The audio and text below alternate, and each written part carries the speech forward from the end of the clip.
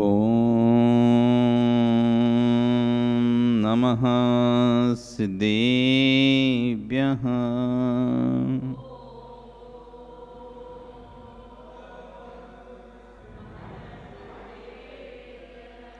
ॐ नमः सिद्धेभ्यः।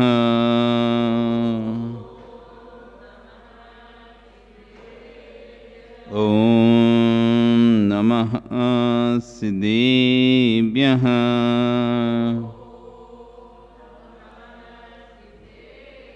तिड़ियड़े खगड़ाए रोतारी मोय सैर सिर निबेहो आयरी राऊ पसियो परवादीण्यु भव्य जी लोए। नमो अरिहंताणं नमो सिद्धाणं नमो आयरीयाणं नमो वज्रायाणं नमो लोये सब्यसाहुणं। बोले अनंत अनंत से परमेष्टि भगवानी की, आदिर्ब्रह्म आदिनाथ भगवानी की, वर्तमान शासनिक महावीर भगवानी की, आचार्य कुंद कुंद देव स्वामी महाराज की, आचार्य गुरु विश्वसागर जी महाराज की, अहिंसा में विश्व धर्म की।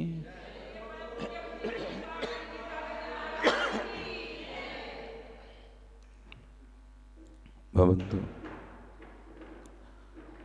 वर्तमान शासन न्यायिक वर्धमान स्वामी के शासन में पारस्वरूप की चरण निश्रा में बैठकर हम जिन देशना का श्रवण कर रहे हैं। कल हमने व्याख्यान को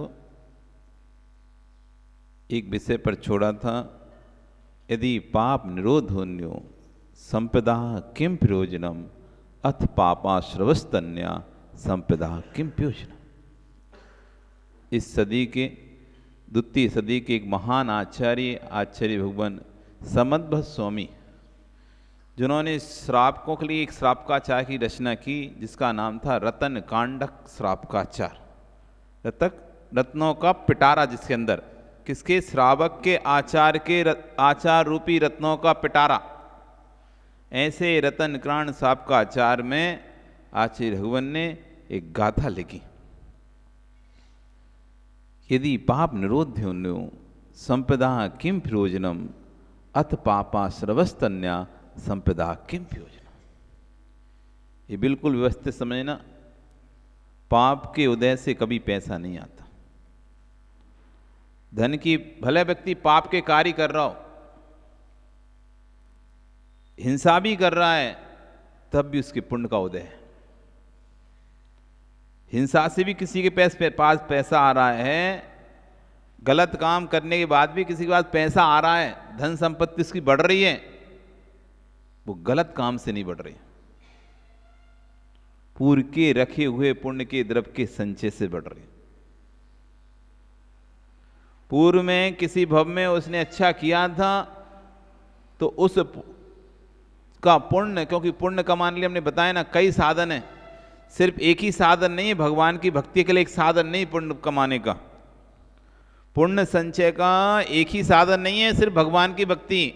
पुण्य संचय के अनेक साधन है, पर अंतर इतना है कि जो भगवान की भक्ति से पुण्य कमाया जाएगा वो पुण्य में लगेगा। भगवान की भक्ति कर कर, गुरुओं की सेवा कर कर जो पुण्य का अर्जन किया जाएगा वो पुण्य कार्यों में लगेगा। और शेष और जगह से जो पुण्य आता है, करुणा से, दया से, किसी की सेवा करने से, किसी की मदद करने से, शांत स्वभाव रहने से, निर्मल परिणाम रखने से, इससे ही पुण्य का बंध होता है। आप बस कुछ भी ना करो, शांत चुपचाप मौन रहो घर में, किसी का कोई उत्तर मत दो, तब भी पुण्य का बंध होता रहेगा आपको। आप दूसरों की मदद रखने का भाव रखो, तब भी आपको पुण्य का बंध होता रहेगा। किसी की मदद करो तब भी पुण्य का बंध होता रहेगा। परिणामों को निर्मल रखो तब भी पुण्य का। सब जगह पुण्य का बंध कहीं भी हो सकता है, किसी को भी हो सकता है, सिर्फ जैनियों को खिला नहीं कि सिर्फ जैनी को इसका हक है, क्योंकि वो भगवान की भक्ति करते हैं तो भैया पुण्य उनको ही बंधेगा और कोई को नहीं बंधेगा। भंगी, मेहतर, चमार सब पुण्य का बंध कर सकते हैं, नहीं तो फिर तो एक कर्म का खत्म ही हो जाएगा उनको बंध। जितनी देर वो भी शांत रहते हैं, जितनी देर उनको कसाएं नहीं जागती, शांति से वो भी कोई चीज़ को सहन करते हैं, तो वो भी उनको पुण्य बंध का कारण बनाते हैं।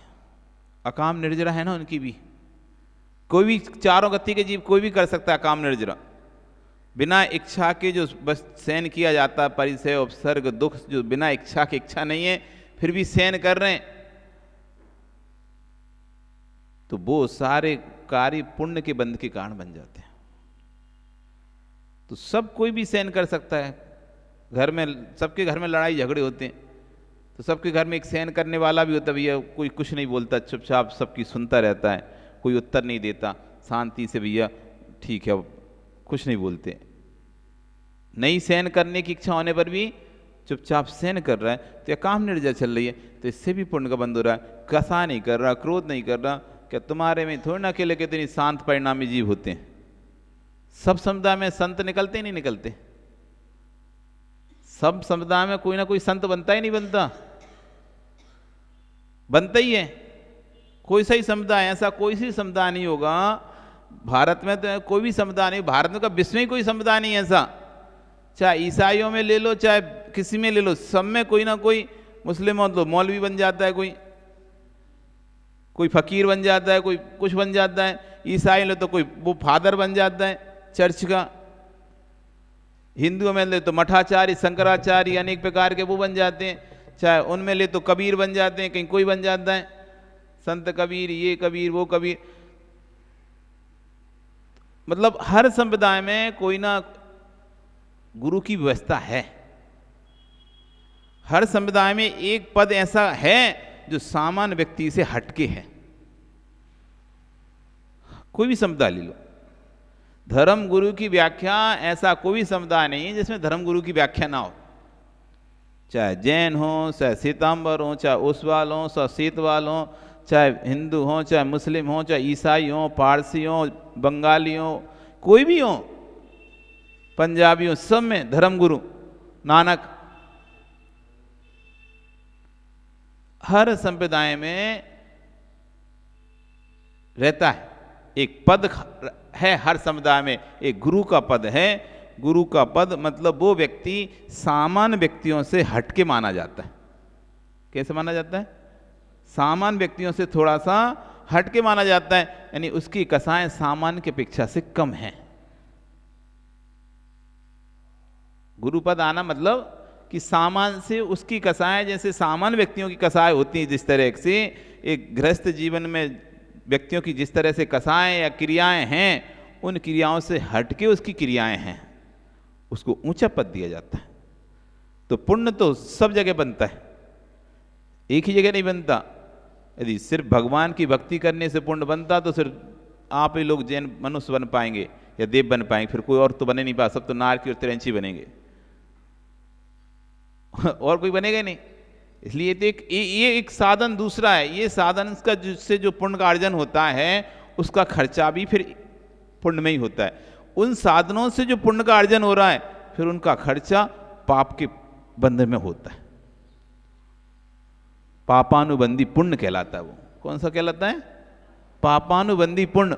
पुण्य तो है लेकिन अनुबंध करा रहा है पाप का। अगला कांटेक्ट किसका बना रहा है? वो पाप का बना रहा है। लेकिन हमारा जो पुण्य होता है वो पुण्यानुबंधी पुण्य होता है। हमने भगवान की भक्ति आदि करके जो पुण्य का संचय किया था उससे पुनः हमारे अंदर भक्ति करने के भाव हो रहे हैं, पुनः हमारे अंदर सेवा करने के भाव हो रहे हैं। ये हमारा पुण्यानुबंधी पुण्य है। अभी जितने लोग यहाँ बैठे हैं सबका भी यहाँ पे पुण्यानुबंधी पुण्य चल रहा है, सबका नियम से, क्योंकि पुण्य के योग से ही तुम यहाँ पर बैठे हो। पुण्य का योग नहीं होता तो उसका चले जाते, नहीं तो सो रहे होते पक्का। जिस दिन तुम्हारा पाप का योग आता है तो तुम्हें नींद नहीं खुलती, मन नहीं होता, अब नहीं जाते, आज तो सो ले रहे, अब बहुत थक गए, कल शादी में गए थे तो बहुत थक गए, आज सो लेते। लेकिन नहीं, बहुत से लोग सो रहे होंगे, शादी में गए तो थक गए होंगे तो, लेकिन कोई कितना भी थक जाए, कितना भी थक जाए, तब भी नहीं, मैं तो भगवान की भक्ति करने चाहूँगा। जिनको लगन होती है या जिनका पुण्य का योग होता है, वो रात को 3 बजे भी आके सोए ना तो सुबह 5 बजे उठ के यहाँ जाएंगे। और एक व्यक्ति को 9 बजे भी सुला दो तो वो भी कहेगा अरे अभी और सोन दो, आज तो नींद ही पूरी नहीं हो रही, कल करेंगे भगवान की भक्ति।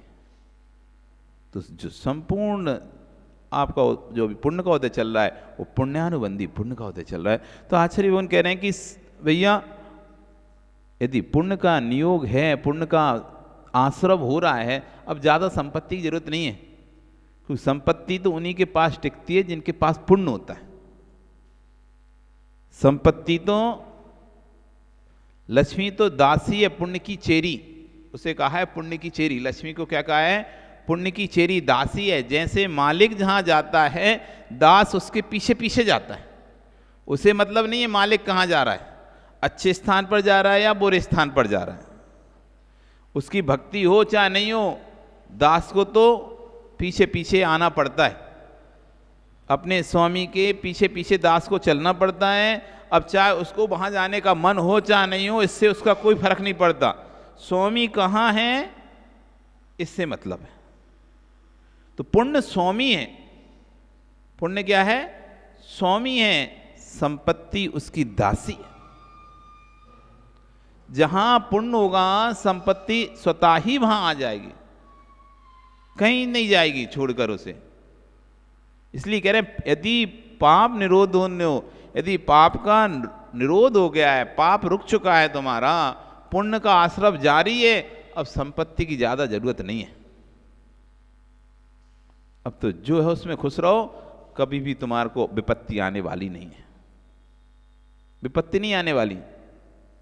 यदि पाप निरोधोन्यो, यदि पाप निरोधोन्यो संपत्ति किम प्रयोजनम अथ पाप आश्रवस्तन्य। यदि पाप का आश्रव जारी है तो संपत्ति इकट्ठा जोड़ने से क्या फायदा? अब तुमने एक बर्तन ले लिया, उसमें गड्ढा है, अब तुम उसमें पानी भरते जा रहे हो, भरते जाओ, क्या होगा?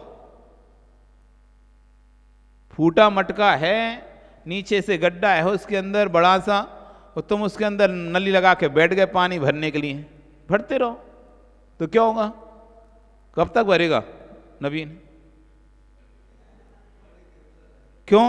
इधर भरोगे उधर निकलता जाएगा, इधर भरोगे उधर निकलता जाएगा। क्यों? पाप का आश्रव जारी है।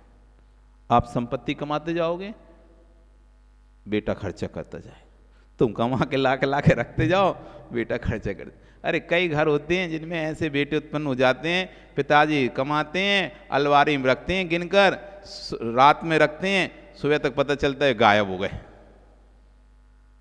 पैसे गायब हो गए, अलमारी से निकल गए, पता नहीं चला कब निकल गए। तुम कमा के अलमारी में रखते जाओ, लोगों के पेट काट काट के कसाय कर के नहीं, खूब पैसा ला के जोड़ो, ऐसी संतान हो गई, वो जाती धीरज से निकाल लेती, पता नहीं चलता। लो तुम कमाते जाओ वो खर्चा करती है, तुम कमाते जाओ वो खर्चा करती जा रही। अब रो रहे हैं इतना कमाते हो, बेटा ने इतना लुटा दिया, मिटा दिया पूरा। अथ पापा श्रवस्तन्या, पाप का आश्रव जारी है तो संपत्ति निकलती जाएगी, रुकेगी नहीं, ठहरेगी नहीं ठहरेगी। पुण्य के उदय से ही संपत्ति ठहरती है, नहीं तो कोई ना कोई घर में ऐसा बीमार पड़ जाएगा, ऐसा व्यक्ति हो जाएगा, पूरा तुम लाखों रुपए उसकी इलाज में खर्चा कर दोगे, 10-10 लाख, 20 लाख, 50-50 लाख, 1-1 करोड़ रुपए वो खर्चा कर देता है इलाज में। कैसे कमाया था पैसा वो, चाहे फिर गिरवी रखना पड़े, मकान गिरवी रखना पड़े, दुकान गिरवी रखनी पड़े, गहने बेचने पड़े, इलाज कराता है, सब बिक जाता है, जैसे कमाया था वैसा चला जाता है। एक कहानी आती है, ग्वालिन खूब दूध बेच के क्या, एक नथ खरीदी उसने, खूब पानी मिला के नथ खरीदी, नथ नाक में पहनने की नथ खरीद ली उसने। अब वो पहन के घूमती, सबको दिखाती, देखो हमने नथ खरीदी, नथ। अब कैसे खरीदी? दूध में खूब पानी मिला मिला के खरीदी। एक दिन वो पनघट पर बैठी थी नदी के किनारे, वो अपना चेहरा देख रही थी, कैसी लग रही नथ, कैसी लग रही है नथ। वो देख रही थी और ऐसे बार बार हिला हिला के ऐसे ऐसे ऐसे ऐसे, ऐसे बड़ी सी थी अच्छी, ऐसे ऐसे कर रहे। उसका खुल गया हुक, हुक को खुल गया तो कहाँ गई वो? नदी में गिर गई। वो गई, अब उसे तो ला भी नहीं सकती, उसे तो ना तैरना था ना घुस अंदर जाना जाता। अब जब वो दुखी हुई, अब क्या करे, कुछ कर नहीं सकती थी। अब जब बाद में अब जब वो गांव में वापस आई तो सब लोग के, भाई तेरी नथ कहाँ गई? नथ कहाँ गई नथ? अरे क्या बताएं भाई, पानी का पैसा पानी में गया। जितना पानी मिला मिला के हमने पैसे इकट्ठे करो तो वो सब पानी में गया। तो जैसे जो व्यक्ति अन्याय की कमाई करता है, अन्याय से धन का अर्जन करता है, उसका पैसा भी फिर ऐसे ही जाता है, बीमारी में चला जाता है, अथवा चोर ले जाते हैं, अथवा बेटे नष्ट कर देते हैं, अथवा कोई प्रकार की हानि हो जाती है। उस तरह से किसी न किसी तरह से जिस मार्ग का पैसा आया था उसी मार्ग से निकल जाता है। न्याय मार्ग से कमाई हुआ धन, न्याय मार्ग से कमाया धन कभी बर्बाद नहीं होता। जितना तुम्हारा है उतना रहता है। एक व्यक्ति ने एक घोड़ा चोरी किया। क्या किया?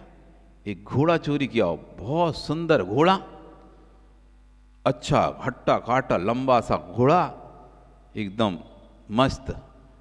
और चोरी कर कर बाजार में लेके आ गया बेचने के लिए। और घोड़ों का बाजार, वहां पर उसके जैसा घोड़ा कोई था ही नहीं। बाकी सारे घोड़े, कोई मरियल, कोई ऐसा, कोई छोटा सा, वो तो कोई 25,000 का घोड़ा था, कोई 20,000 का घोड़ा था, कोई 15,000 का था, कोई 25-30,000 का था। बस इतनी रेंज के घोड़े थे। पर उसका घोड़ा एक अलग से घोड़ा। उसने अपने घोड़े की रेट रखी 1 लाख रुपया। जहां 15-15, 20-20 हजार में मिल रहे थे घोड़े, तो उसने पर अपने घोड़े की रेट रखी कितनी? 1 लाख रुपया। इस घोड़े से मैं 1 लाख कमाऊंगा। और सब लोग आए और पहले उसी के पास जाएं, सब लोग आए पहले उसी के पास जाएं, भैया घोड़ा कितने का दिया? लोग सोचते थे 15-20 हजार की जगह 40 का हजार देगा, और क्या है, इससे ज्यादा क्या देगा? 20,000 के मिल रहे थे, दूनी रेट में देगा 40, अच्छा घोड़ा पर यही लेंगे अपन, ले जाएं। लेकिन वो तो 1 लाख रुपया सीधा। ए भैया पागल हो गए, 1 लाख में कोई घोड़ा होता है कि? इतना महंगा कोई घोड़ा होता है क्या? कोई सोने का थोड़ा ना है। सब आ रहे जा रहे पूछ रहा है, लेकिन उसने तो कह दी 1 लाख से एक ढिलची कम नहीं लूंगा, 1 पैसा भी कम नहीं लूंगा 1 लाख रुपए से। सुबह से लेकर शाम तक अनेक सीट पे सीट आए, एक सीट को तो पसंद आ गया घोड़ा। उसने कहा एक काम करो, 90,000 ले लो तुम। कितने? 90,000 ले लो, 1 पैसा कम नहीं लो। उसका 95 ले लो, 1 पैसा भी कम नहीं लूंगा। उसने कहा 99 ले लो, 1 पैसा भी कम नहीं लूंगा। सेठ सोचता है इतना भी थोड़ा होता है, 1,000 तो कम ही कर देना चाहिए। ठीक है मत दो, नहीं देना तो। और सेठ चला जाता है। इतने एक दूसरा सेठ आता है, हाथ में हुक्का लिए, बढ़िया हुक्का पीते हुए, कितने का घोड़ा है तुम्हारा ये? 1 लाख से 1 पैसा कम नहीं होगा, पहले बता दे रहा हूं। भाव ताव करना नहीं, अभी 99,000 का वापस किया हमने। पकड़ो हुक्का। ठीक, लिया 1 लाख में 1 रुपए भी कम नहीं। पर मैं इसको चला के देखूंगा, चाल देखूंगा, क्या पता बेकार हो, इसलिए पहले इसको मैं देखूंगा। तो ठीक है देख लो। हाथ कंगन को आरसी क्या, पढ़े लिखे को फारसी क्या। घोड़ा एकदम टॉप और टॉप है, आप तो कितना ही देख लो उसको। ठीक है, उसने पकड़ा उसे हुक्का और चढ़ गया घोड़े पे। लगाम जैसे खींची तो घोड़ा तो सर पर जो दौड़ता है, फिर लौट के वापस नहीं आता। जो दौड़ा सो लौट के वापस नहीं आया। उस सेठ जिसने 99,000 लगा, वो सोचता है क्या 1,000 रुपए के लिए किच किच करें, अब 99 तो दे ही रहे हैं, 1,000 और दें, ऐसा घोड़ा कहाँ मिलेगा। तो बेचारा वो लौट के वापस आता है, भैया ठीक है लो 1,00,000 रुपया लेके आऊं मैं, ले कैश, घोड़ा दो। भैया घोड़ा तो बिक गया घोड़ा तो बिक गया। क्यों? हाँ भैया बिक गया। अच्छा कितने में बिका? जितने में आया था उतने में बिक गया कितने में बिका? जो लेके गया था वो ठग था, बहुत देर से देख रहा था उसे, ये क्या कर रहा है। उसने कहा भैया ऐसे को तो जैसे टेट फॉर टेट, जैसे को तैसे ही मिले। तो समझ गया कि ये चोरी का घोड़ा है पक्के में, नहीं तो ऐसा कोई किसी का होता है तो थोड़ा बहुत तो एडजस्ट कर लेता है। तो समझ गया, तो बहुत देर से उसे ताक में लगाया था, वो लेके भाग गया वो तो घोड़ा।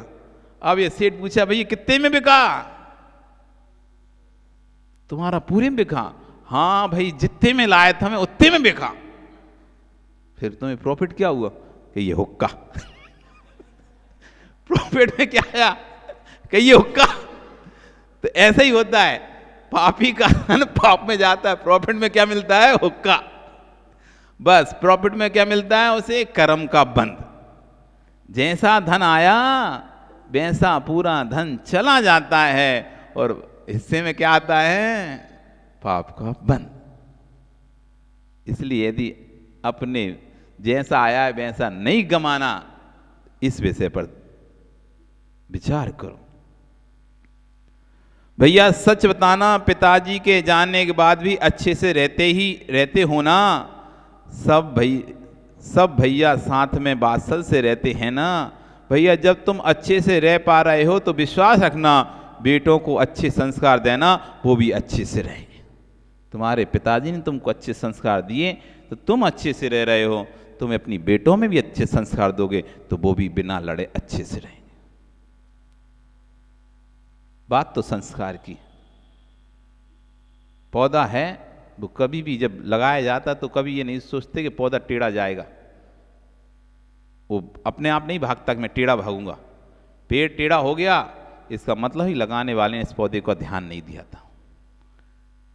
पेड़ तिरछा हो गया, टेढ़ा भाग गया, इसका मतलब ही कि लगाने वाले ने जब इसको पौधे को लगाया था उस समय इसने ध्यान नहीं दिया, बस लगाकर छोड़ दिया। वो अपने हिसाब से बढ़ता रहा, जहां उसको जैसी दिशा मिल गई वो इस दिशा में आगे बढ़ गया। अब जो बढ़ चुका है, मजबूत हो चुका है, मोटा हो चुका है, टेढ़ा जा चुका है, अब तुम कह रहे भैया इसको सीधा कर दो, इसको सीधा कर दो, तो अब तो सीधा होने वाला नहीं है। सीधा करने का समय था जब वो कच्चा था, जब लोच से युक्त था, तभी तुम एक धागा लगाकर उसको सीधा टांग देते। इधर उधर भाग रहा था उसी समय सीधा कर देते तो आज ही रोने की जरूरत नहीं पड़ती, वो टेढ़ा हो गया है। संस्कार आप देते हैं, संस्कार आप देते हैं। जब एक बच्चा स्कूल से किसी का पेन चुरा कर आ जाए, पेंसिल लेकर आ जाता है छोटे में, तो माँ को जब पता चले कि पेंसिल लेके आए, क्या ले आया, उठा के किसकी ले आया? माँ उसकी पेंसिल, कोई बात नहीं चल ठीक है। उस पहले दिन जिस दिन पेंसिल लेकर आया था उस दिन यदि डांट देती, उस दिन एक गाल में चांटा लगा देती, तो शायद फिर दोबारा से दूसरी की पेंसिल नहीं लेके आता।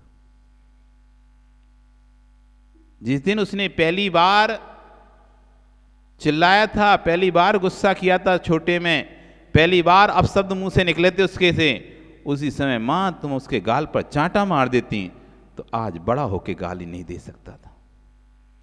उस समय तो लाड़ में अरे अच्छा लग रहा था, उस समय तो वो कान खींच रहा था तो अच्छा लग रहा था, उस समय बाल खींच रहा था तो अच्छा लग रहा था।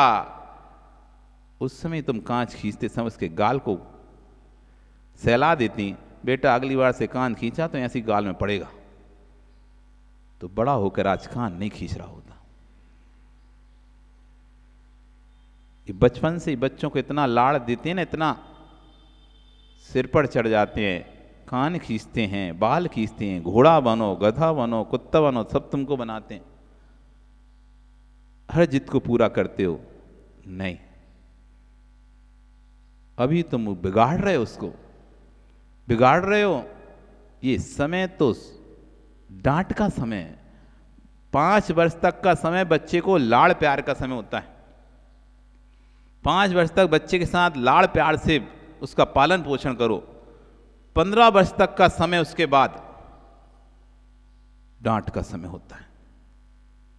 ये 15 वर्ष जो हैं, 5 से लेके 20 वर्ष की आयु के जो 15 वर्ष हैं बीच के, ये लाड़ का समय नहीं है, ये मार का समय है, ताड़न का समय है।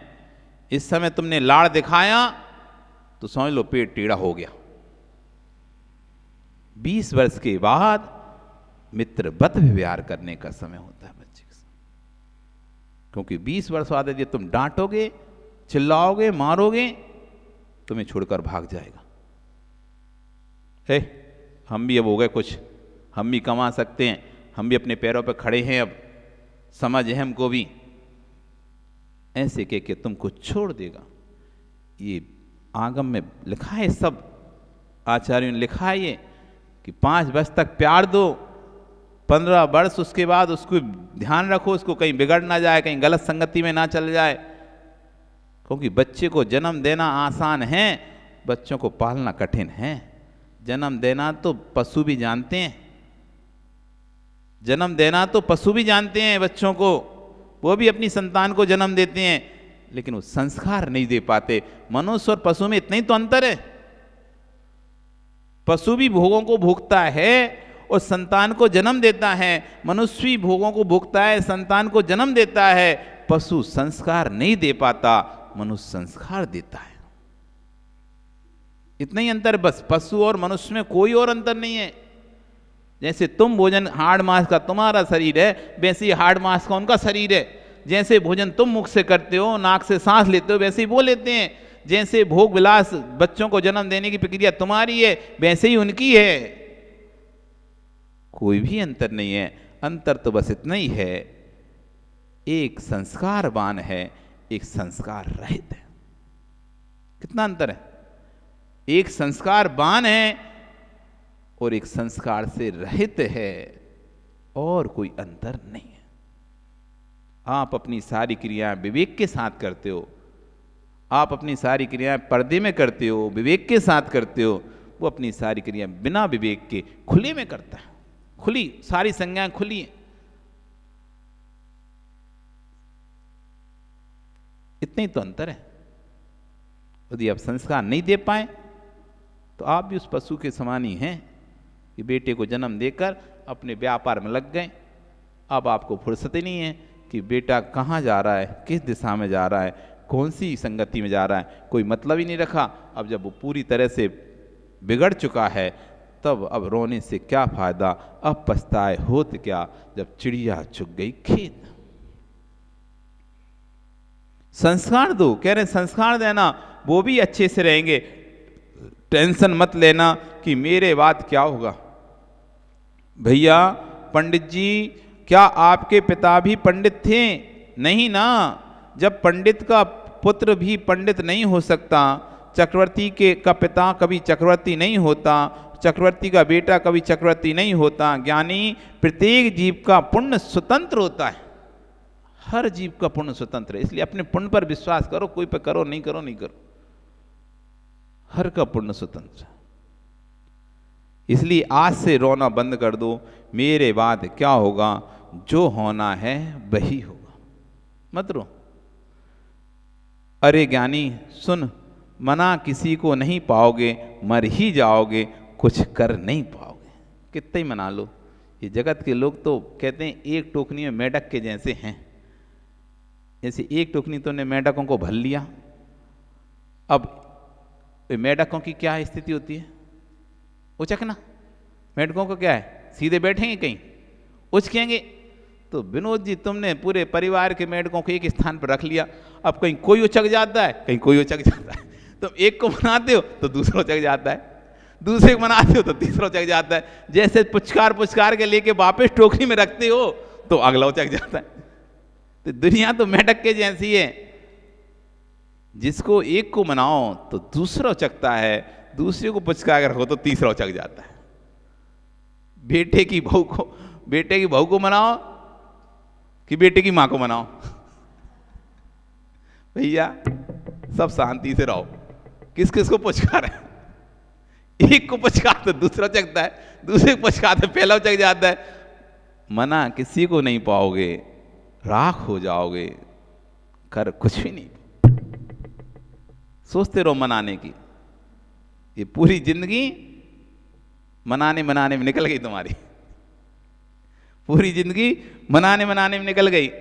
सुन, मना किसी को नहीं पाओगे, मर ही जाओगे, कुछ कर नहीं पाओगे, राग ही कर पाओगे, रख किसी को नहीं पाओगे, राख हो जाओगे। तुम सोचो अमु वस्तु को मैं अपने पास रखा रहूँगा, उससे राख कर लो, एक दिन वो वस्तु भी राख हो जाएगी, जल जाएगी, नष्ट हो जाएगी, रख नहीं पाओगे।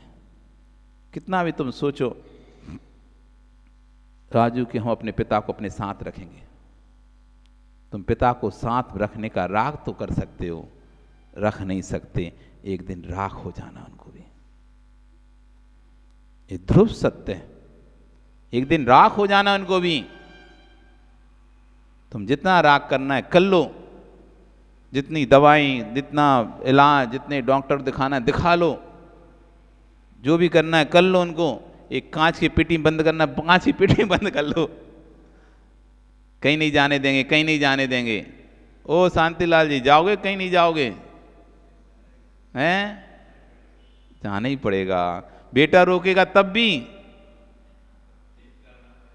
बेटा रोकेगा तब भी जाना पड़ेगा। तो फिर किस बात की चिंता कर रहे हो? चलो फिर। बेटे से राग है कि नहीं है? बेटे से राग है कि नहीं है? नहीं है ना? पोते से नहीं है तो फिर चलो, अब क्या है, तुम तो बीतरागी हो गए अब बीतरागी थोड़ी ना यहां रहता है, बीतरागी कपड़ों सहित नहीं रहता, कपड़े रहित रहता है। तो चलें फिर, क्या सोच रहे हो? सोच लो, आज कल बता देना क्या करना है। अब किससे पूछना है? बेटा यही है, पूछ लो बेटे से, जाऊं क्या? बेटा कह देगा पिताजी यदि कल्याण का भाव है तो पक्के चले जाओ, कोई दिक्कत नहीं, क्योंकि मैं कितना भी राग करूं मैं भी तुम्हें राख नहीं सकता। एक दिन राख होना ही है। जब राख होना ही है तो डंडे कंडे के साथ जाने से अच्छा पिछी कमंडल के साथ चले जाओ। घर से तो निकलना ही पड़ेगा शांतिलाल, घर से तो निकलना ही पड़ेगा। अब देख लो, डंडे कंडे के साथ निकलना है, पिछी कमंडल के साथ निकलना तो पड़ेगा तुम्हें, निकलना तो पड़ेगा, खाली तो करना पड़ेगा तुम्हें घर। हाँ, खाली तो करना पड़ेगा। कितना रह लो इस घर में, ये शरीर भी एक घर है, आत्मा के लिए शरीर भी एक घर है। कितना भी रह ले ये आत्मा इस घर में, लेकिन है तो किराए का घर, एक दिन खाली करना पड़ेगा। रे मन मुसाफिर निकलना पड़ेगा, काया का घर खाली करना पड़ेगा। हे रे मन मुसाफिर निकलना। जब हम छोटे थे ना, कम से कम 5वीं क्लास में पढ़ते हो, तब से भजन याद किया था। तो मतलब सबसे पहले इसी भजन से हमने मतलब माइक पे बोलना शुरू किया था। वो बोलते बोलते रोने लगते थे, थोड़ी देर बाद भूल जाते थे अब भूल जाते सब हंसी उड़ाते थे। फिर जैसे क्या होता है, बच्चे खड़े होते हैं ना माइक पे और भूल जाते हैं तो फिर एकदम डर लगता है और हंसने लगते हैं तो रोने आने लगता था। तो पर ये सबसे पहला भजन था हमारा जीवन का, जब हमने माइक पे पहली बार बोलना शुरू किया था। बच्चों में वो प्रतियोगिता परीक्षण में खड़ा करते हैं ना, भजन प्रतियोगिता होती है, तो भजन प्रतियोगिता में यही सबसे पहला भजन याद कराया था हमारे पिताजी ने। रे मन मुसाफिर निकलना पड़ेगा, काया का घर खाली करना पड़ेगा। रे मन मुसाफिर निकलना पड़ेगा, काया का घर खाली करना पड़ेगा। आएगा नोटिस जमानतें न होगी, तेरे पल्ले में अमानतें न होगी। आएगा नोटिस जमानतें न होगी, तेरे पलने में अमानतें न होगी। फिर क्या होगा? हो करके कैद तुझे जाना पड़ेगा, काया का घर खाली करना पड़ेगा। रे मन मुसाफिर निकलना पड़ेगा, काया का घर खाली करना पड़ेगा। यमराज की जब अदालतें चढ़ोगे, पूछेगा हाकिम तो तुम क्या कहोगे। यमराज की जब अदालतें चढ़ोगे, पूछेगा हाकिम तो तुम क्या कहोगे। पापों की अग्नि में जलना पड़ेगा, काया का घर खाली करना पड़ेगा।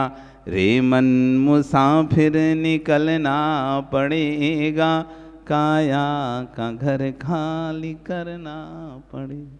करना पड़ेगा, आज नहीं तो कल करना पड़ेगा, पक्का करना पड़ेगा।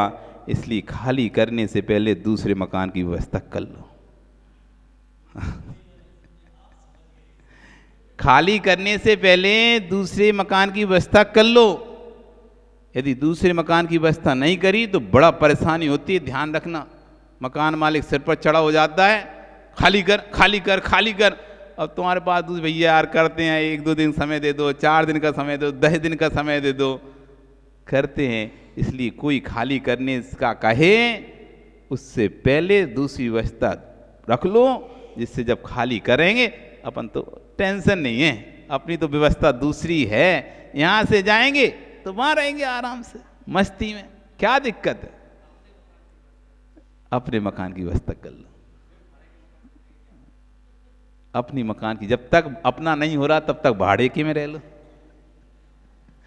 अब तुम अपना नहीं के चक्कर में भाड़े के भी नहीं जाते, रोड पे घूमोगे फिर क्या है, फिर सड़कों पे घूमोगे। अरे सड़कों से घूमने से अच्छा है जब तक अपना नहीं बन रहा तब तक भाड़े के में रह लो। जब अपना धीरे धीरे धीरे धीरे धीरे अपना मकान बना लो, फिर भाड़े को भी छोड़ दो। फिर शाश्वत सिद्ध धाम स्वयं का जो स्थान है मोक्ष, उसमें जाके आराम से रहना। कोई फिर भगाने वाला नहीं है, फिर वहां से कोई भी भगाने वाले नहीं। चलो जाओ, हो गया टाइम तुम्हारा पूरा। अभी जिसमें भी रह रहे तो एक किराए के मकान है, टाइम के बाद एक निश्चित टाइम के बाद हाईजेस्ट कोई सी भी काया में रहे तो 33 सागर बस। नरक में भी रहे तो 33 सागर, स्वर्ग में भी ऊपर रहे सर्वार्थ सिद्धि में तो अधिकतम 33 सागर, और कम से कम रहे तो अंतर्मुहूर्त एक श्वास का 18वां भाग इतने समय के लिए कम से कम मिलेगी, और अधिक से मिली तो 33 साल के लिए मिलेगी। लेकिन फिर भी खाली तो करना ही पड़ेगा। किराए का मकान तो किराए का ही है, एक निश्चित समय बाद खाली करना ही पड़ता है। तो मालिक नहीं बन सकते, कितने भी समय उसमें रह लो, किराएदारी कहलाओगे। 33 सागर भी वो रहता है तब भी वो उसका मालिक नहीं बन पाता, उसको छोड़ना पड़ता है। आपका पक्का अच्छा वाला घर तो वहीं है, सिद्धालय नाम ही है। आलय, आलय मतलब होता है मकान, आलय मतलब होता है निवास स्थान। जो सिद्धालय है वही तुम्हारा घर का मकान है, बाकी सब तो किराए के मकान। सुनो, राख ही कर पाओगे, रख किसी को नहीं पाओगे, राख ही हो जाओगे। समझ में आ गया ना? पूछ रहे हैं गुरुजी, आ गया समझ में? नहीं आया? आया कि नहीं समझ में? सुनील, समझ में आ गया हो तो फिर क्या सोचा? राग ही कर पाओगे, रख किसी को नहीं पाओगे, राख हो जाओगे। बोलो तो एक बार, राग ही कर पाओगे, रख किसी को नहीं पाओगे, राख हो जाओगे। बोलना एक जोर से बोलो एक साथ, राग ही कर पाओगे। बोलो, रख किसी को नहीं पाओगे, राख हो जाओगे। बोलो बोलो, राग ही कर पाओगे, रख किसी को नहीं पाओगे, राख ही हो जाओगे। किसे सुना रहे हो? किसको सुना रहे? हमको कि खुद को? किससे बोल रहे तुम? हमको? तो अपने आप से बोलो, हमसे क्या बोल रहे हो? हम तो छोड़ देंगे, हमें तो देर नहीं लगेगी छोड़ने।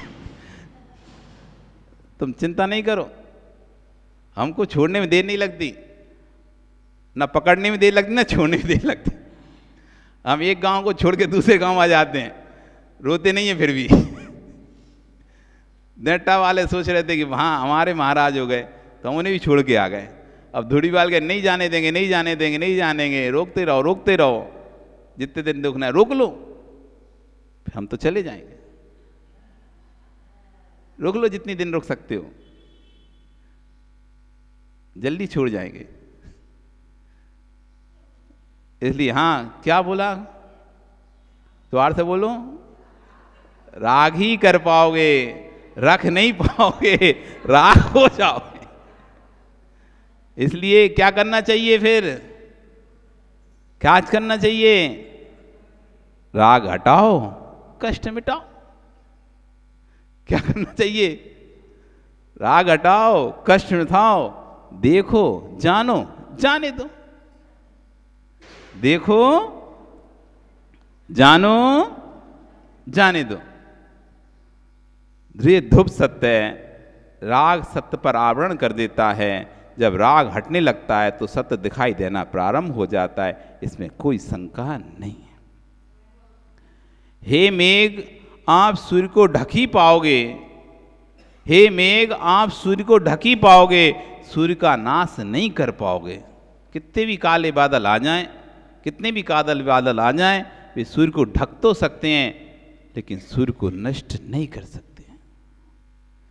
तुम बरस लो, आच्छादित हो लो, काली घटा से सूर्य को ढका तो जा सकता है लेकिन सूर्य को मिटाया नहीं जा सकता है। ऐसे ही सत्य को ढका तो जा सकता है पर सत्य का नाश किया नहीं जा सकता है। सत्य तो सत्य ही रहेगा, सत्य झूठ नहीं होगा।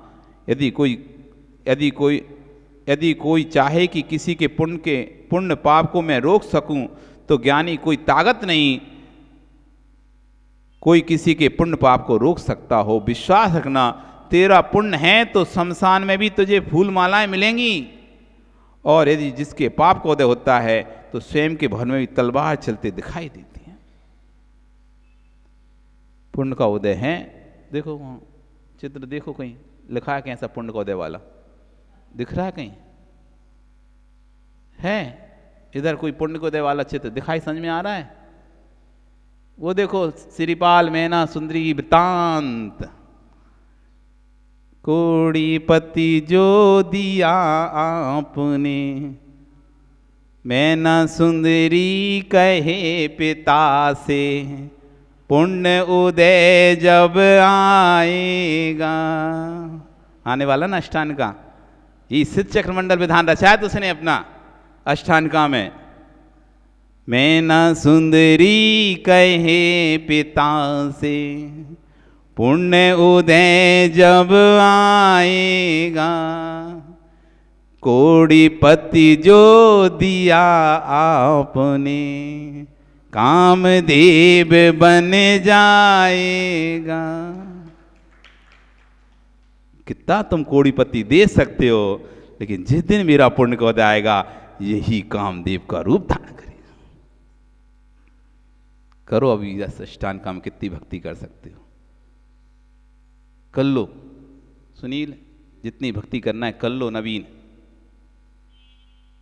ये पुण्य के अवसर आए हैं, साक्षात वृतांत हैं ये अष्टांग का के।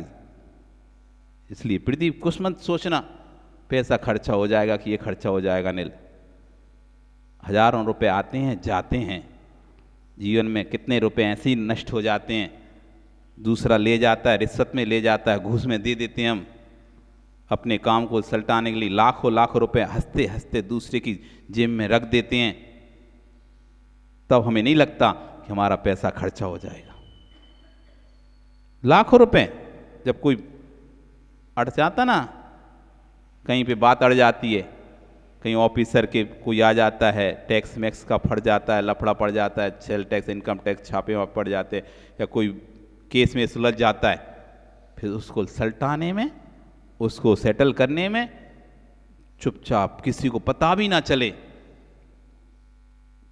लाखों रुपए धीरज से दे देते हो। ऐसे दान करना, किसी को पता भी ना चले, बन जाना, हम तो बन गए, कहाँ से आया होगा, बस चलो खत्म काम। इसलिए कभी भी पैसे को नहीं देखना। पुण्य तो की चेरी है धन, पैसा खर्चा होगा, पुण्य के उदय से उससे कई गुना मिलकर आएगा। जितना हम देते हैं पुण्य उदय से उससे कई गुना मिलकर आता है हमको। हमने तो खूब आजमाया इस चीज़ को। हम तो, हमारे पास तो जो आता है हम सब देते रहते, और फिर पता चलता कि हमने देना 1 पेंसिल से शुरू किया था, भर के 1 डिब्बा आ गया।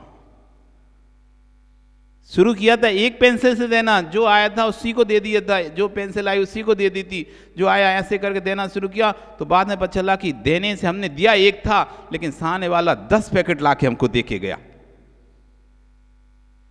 लो आप और बांटो और दो। हमने तो उससे मांगे नहीं थे, हमने तो उससे कहा नहीं था कि हमको लाके दो, लेकिन उसने और लाके दे दिया, ढेर लग गया, बांटो खूब। हम भी सो, जब देने वाला दे ही रहा है तो अपन क्यों बांटने में कंजूसी करो। हाँ, हमको जब लगता है, जब कुछ तुम लोग पूजा करते हो ना, कभी कभी चौके में पूजा करते हो और 2 चावल चढ़ाते हो ऐसे ऐसे, पूरी थाली भरी, थाली की थाली ऐसी रख रहती है, और तुम्हारे हाथ से 2-2 चावल चढ़ते हैं, तो हमको लगता है कि देने वाले ने इनको इतना दिया है कि पूरी थाली भर के दिए। करना कुछ नहीं, एक ही पूजन करनी, एक ही अर्घ चढ़ाना है। चाहे तो ये अच्छे से भर भर के चढ़ाए, मुट्ठा भर भर के, कोई तो और चढ़ाने वाला है ही नहीं है। यदि 10-50 चढ़ाने वाले तो भैया थोड़ा भैया सबको मिल जाए ऐसा, अकेले तुम ही चढ़ाने वाले हो, तुम ही सब कुछ करने वाले हो, तब भी वो एक फ्री का जल है, फ्री का चंदन है, उसको भी चढ़ाने में ऐसा समझ 2 बूंद टपके, उसमें से 4 बूंद न टपक जाए वो कटोरी में। ऐसी चम्मच से उठा लेंगे, ऐसी चम्मच से चढ़ाते रहेंगे, वो गिलासिया से ही चढ़ाए, ऐसे 2 बूंद से ज्यादा न। अरे तुम्हारा जाकर है, भर जाएगी कटोरी, भर जाएगी, इधर रखा था तो इधर हो जाएगा, और क्या इतना ही तो है। कटोरी में उसमें था, अब कटोरी हो जाएगा जल। अच्छे चढ़ाओ ना भक्ति भाव के साथ। इस थाली का द्रव था तो इसी थाली में तो करना है अपन को। तुम नहीं करोगे तो बाद में इकट्ठा ऐसा वो ले जाके जाना, तो ऐसा नहीं वापस घर में काम आ जाएगा, वो दोबारा से कल काम में आ जाएगा। जितना कम चढ़ाएंगे ना तो बच गया तो वो कल काम में आएगा। ऐसा होता है क्या? ऐसा तो नहीं करते तुम, कल रख लेते होगे इसलिए नहीं चढ़ाते। ऐसा तो नहीं करते कि भाई थाली रख लो कल काम में जाएगी, फिर से चढ़ाएंगे इसी में से। जब चढ़ना तो है ही और जाना तो है ही, तो बढ़िया भर भर के अच्छे चढ़ाओ। क्या आ जाता है, क्या जाता है? जितना दोगे, जब देने वाला तुमको दे रहा है तो तुम अपना हाथ क्यों तंग करके रखे हो? तुम भी खुले हाथ, जैसे तुम्हारे पास धन संपत्ति देने वाला आ रहा है, पुण्य तुम्हें धन संपत्ति बड़ा बड़ा के दे रहा है। तुम देख रहे हो मेरी हर साल उन्नति हो रही है, हर साल कुछ ना कुछ मुझे प्रॉफिट हो रहा है, मैं बढ़ ही रहा हूँ, घट नहीं रहा हूँ। यानी देने वाला आपको भरपूर दे रहा है। जब देने वाला भरपूर दे रहा है तो मैं भी भरपूर दान करूँगा, मैं भी पीछे नहीं रहूँगा। जब देने वाला दे ही रहा है तो अपन क्यों टेंशन लो? जिस दिन नहीं देगा उस दिन देखेंगे, अपन भी नहीं देंगे। फिर जब नहीं हुआ तो अपन भी नहीं देंगे। जब है तो देने में क्या जाता है? नहीं होगा तो फिर तो नहीं देना ही है। आ रहा है कोई माल आपको दे रहा, भैया बांटो बांटो बांटो, हम तुमको दे रहे हैं बांटो, और तुम कह रहे अरे इसको नहीं देते, इसको देते, इसको नहीं दे, तुम एक ही देंगे, 2 नहीं दें। अरे जब सामने वाला दे रहा है तुम 1 क्या 2 खाओ लड्डू, हमारी तरफ से जाकर रहा है। सामने वाले ने कह दिया कि जितने लड्डू लगे तुम लेते जाना। अब तुम 1-1 लड्डू बांट रहे हो, कोई ना दूसरे दे तो दिए तुझे 1 लड्डू, अब फिर खा को आ गया तू, 2 खाना है, ले 3 खा हमारी तरफ से, खा मस्त रहे, हमारे को क्या जा रहा है? देने वाला दे रहा है तो बांटने वाला क्यों फिर सोचे? हम तो बांटने वाले हैं, हम तो क्या है, बांटने वाले हैं। पुण्य हमको दे रहा है, देने वाला पुण्य है, हम तो सिर्फ उसको बांटने वाले हैं। इसलिए जितना बांट सकते हो बांटो खुले हाथों से, क्योंकि जिस दिन पुण्य खत्म हो जाएगा फिर तो हाथ पकड़ के बैठना ही पड़ेगा ऐसे ही, फिर तो कोई ऑप्शन भी नहीं तुम्हारे पास। इसलिए जब तक पुण्य है विनोद, बांट लो, जितना बांट सकते बांटो। ये मत सोचो कि अरे परेशानी होगी, कुछ कोई परेशानी होती, पुण्यात्मा की कोई परेशानी होती। शमशान में भी फूल मालाएं मिलेंगी, और पाप को दे तो स्वयं के घर में भी, भवन में भी तलवार चलते दिखाई देंगी। पांडवों से पूछो, कौरवों से पूछो, ये युद्ध किसके साथ हुआ था? भाई का भाई के साथ हुआ था। यदि कोई कहे कि आपको मैं देख लूंगा, तो कब देखेगा? अभी सामने खड़ा हूं, अभी देख ले, फिर पता नहीं मैं मिला नहीं मिला। कोई कहे मैं तुमको देख लूंगा, भैया अभी देख लो दद्दा, फिर पता नहीं हम मिले नहीं मिले, कहीं चले गए मर गए, फिर तुम देख पाए नहीं देख पाए। अभी देख लो जितना देखना है, जो देखना है जितना देखना है अभी देख लो, बात की कोई गारंटी नहीं है फिर हम रहे नहीं रहे। क्यों? पूर्व दिशा से सूर्य को कोई मुट्ठी में बांध पाएगा क्या? ऐसे ही किसी के उदित पुण्य को तुम क्या मुट्ठी में बांध पाओगे क्या? ना रात्रि के अंधियारे को मुट्ठी में बांध सकते हो, ना उदित सूर्य को मुट्ठी में बांध सकते हो। यही सत्य है। इस सत्य को जितनी जल्दी हो स्वीकार कर लो। आगे और भी चर्चा करेंगे इस विषय में कि सबके दिन एक से नहीं होते। होते हैं क्या? नहीं होते। ना सब दिन एक से होते, ना सबके दिन एक से होते। इस विषय पर कल आचार्य भगवान फिर पुनः चर्चा करेंगे। आज आपका समय हो गया, कल फिर आओगे, पर आ रही तो पुनः फिर हम यहाँ पर चर्चा करेंगे। देखो आप सब लोग एक साथ मिल के बैठे तो कितना अच्छा लगा। ऐसे रोज बैठो तो कितना अच्छा लगेगा। ऐसे ही बैठा करो। बोली भगवान महावीर स्वामी की जिनवाणी स्तुति। जावाणी